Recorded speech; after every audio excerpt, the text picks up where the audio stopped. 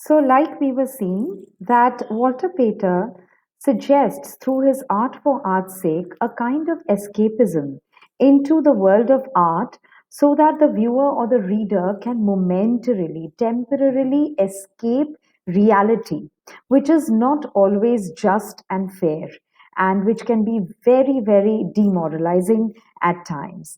So, and also because this kind of philosophy which borders on which centers on Epicureanism or the celebration of the moment also says it also automatically by default imparts the highest quality to the lived moment, to the present moment. And like I was saying in the previous video, that theorists belonging to this aesthetic school believed that life is too short for theorizing, and therefore Walter Pater dismissed all philosophical and abstract theories, and he felt that art should be judged on the just purely exclusively judged on the basis of beauty. In fact, while looking at his observations or his critical analysis of other works of romantic poets and writers, A.C. Benson uh, says this about Pater, and I quote, you have the quotation right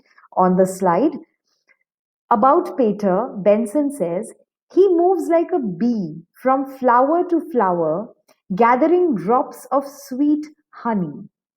So, in other words, he's saying that Pater, as a critic, derives great pleasure from works of art, and then he shares this pleasure with his readers through his essays, wanting them to also experience the exact same kind of pleasure.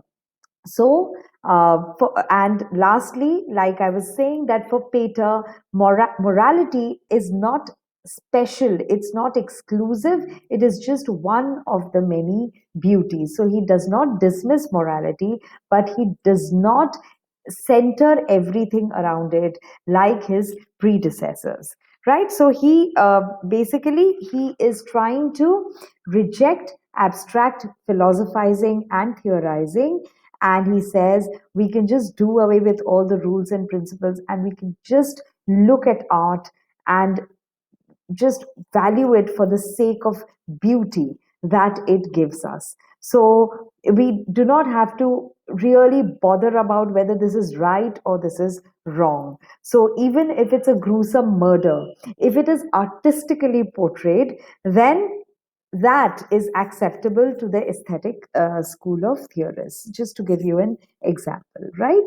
And he believes that this is the only true measure of the merit of a work of art, and all other criteria are actually superfluous and they are non artistic because they go beyond art. So we should not look at something which is beyond the scope of art. We have to look at art within the scope of art. So that was Walter Pater for you. Hope you found this unit beneficial. And I'll see you again soon.